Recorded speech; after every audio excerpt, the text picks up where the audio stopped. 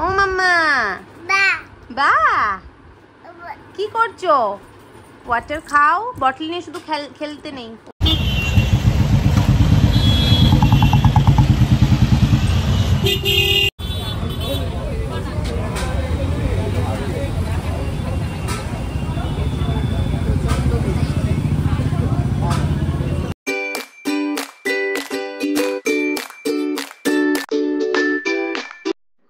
Hello everyone, welcome to rainbow of life blog channel. আশা করি সবাই ভালো আছেন, আমরাও ভালো আছি।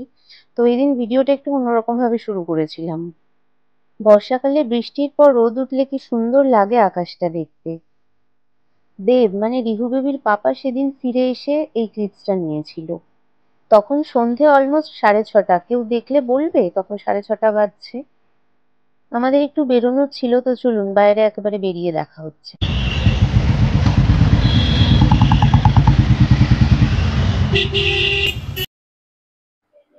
আমি অফিসের পর ডিরেক্টলি চলে গিয়েছিলাম। আচ্ছা, এই জায়গাটা চিনতে পারছেন? আরে হ্যাঁ হ্যাঁ, এটা one of the happening places of south Kolkata, আমাদের সেই বিখ্যাত গড়িয়াহাট। আমরা বাঙালিরা যেখানে দুর্গাপুজো হোক বা নববর্ষ, যে কোনো সময় অনায়াসে চলে যাই মার্কেটিং এর জন্য এখানে। বাট আমরা কোনো শপিং করতে যাইনি সেদিন। ভিডিওটা দেখতে থাকুন, তাহলেই বুঝতে পারবেন কোথায় আর কেন গিয়েছিলাম।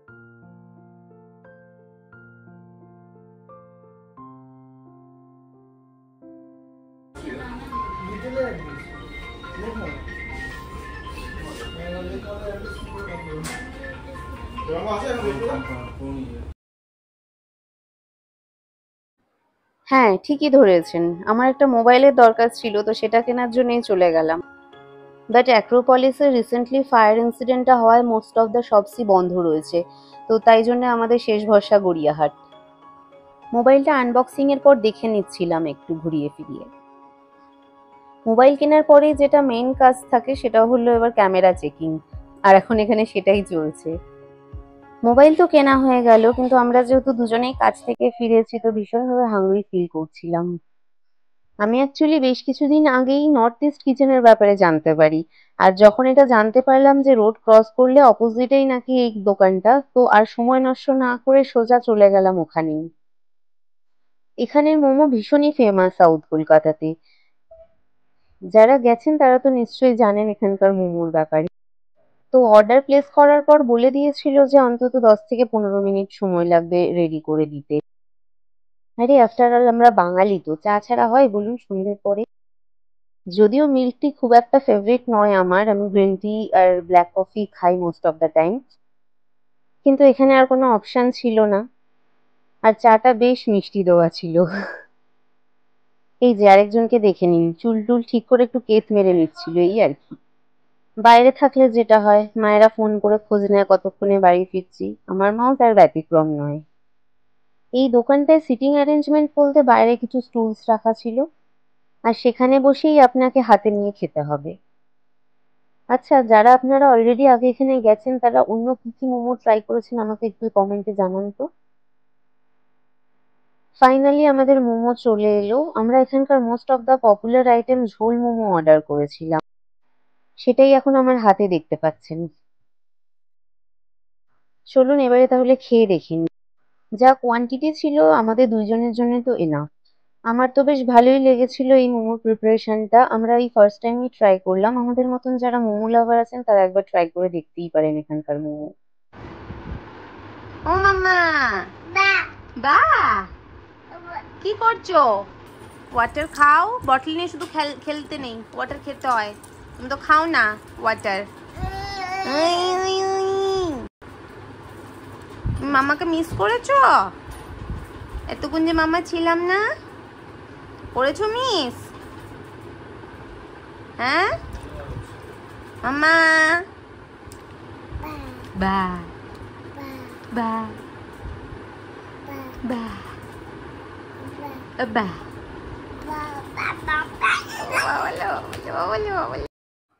বাড়ি ফিরতে লেট হয়েছিল, তো ফিরেই রিউ বেবির সাথে টাইম স্পেন্ড না করলে, ওকে আদর না করতে পারলে আজকাল কেমন যেন শান্তি পাই না। এটা হয়তো সব মায়েদের সাথেই হয়ে থাকে। আমি ফিরেই ওকে ওর সারাদিনের রুটিনের ব্যাপারে জিজ্ঞেস করছিলাম, আর ও দেখুন চুপ করে শুনছে কেমন। কটা বাজে দেখেছো?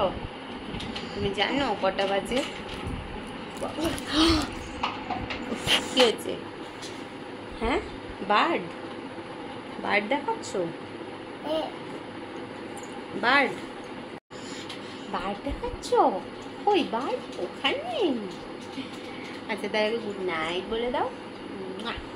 Good night, good night. তোমার নাইট তো হবে না। দেখো কটা বাজে, রাত 1:30টা বাজে।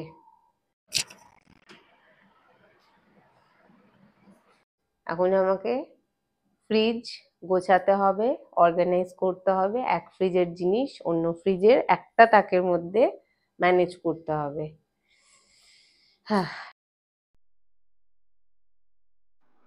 এই যে সিঙ্গেল ডোর ফ্রিজটা দেখতে পাচ্ছেন, এটা কদিন আগেই খারাপ হয়ে গেছে। তো এর খারাপের পেছনেও বেশ একটা লম্বা স্টোরি আছে, পরে কখনো সময় সুযোগ হলে নিশ্চয়ই জানাবো।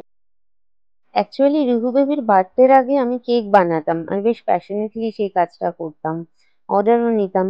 কিন্তু ওর বার্থডের পর থেকে আর সত্যিই সময় হয়ে উঠছে না। তবে ইচ্ছা আছে ভবিষ্যতে নিশ্চয়ই আবার ওটা স্টার্ট করব। আমাদের রিহু সোনা আসার পর থেকে মোস্টলি ওই fruit cake, plum cake, marble cake, মানে পেস্ট্রি ছাড়া যা হয় আর কি সেগুলোই বানাচ্ছি। হ্যাঁ, তবে সেটাও খুব রেয়ার আর বাড়ির জন্যই। আমার তো বেশি চিন্তা কেকের স্প্রিঙ্কেলস গুলো নিয়ে, ওগুলোই না নষ্ট হয়ে যায়। আর সত্যি ওগুলো এখন যা দাম বেড়েছে, সারাদিনের পরে বাড়ি ফিরে সত্যি আর ভালো লাগছিল না, কিন্তু কিছু করারও ছিল না, এই কাজটাও যথেষ্ট ইম্পর্টেন্ট ছিল। জানেন তো রিহু বেবি কিন্তু তখনও ঘুমোয়নি, আমি বাইরে থেকে ওর আওয়াজ পাচ্ছিলাম। আর যেহেতু আমি বাড়িতে থেকেও ওর কাছে যাচ্ছি না, সেই জন্য ও আরো এক্সাইটেড হয়ে যাচ্ছিল ঘরে থেকে। চলুন একবার রিহু বেবিকে দেখিয়ে আজকের ভিডিওটা শেষ করব।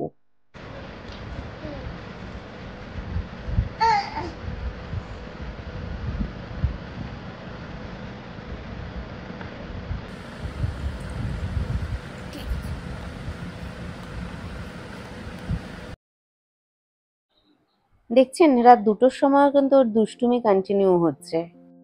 ও যে কখন ঘুমোবে তার কোনো ঠিক নেই। কিন্তু আজকের ভিডিওটি ভালো লেগে থাকলে অবশ্যই লাইক করে দেবেন, চ্যানেলটি সাবস্ক্রাইব করবেন।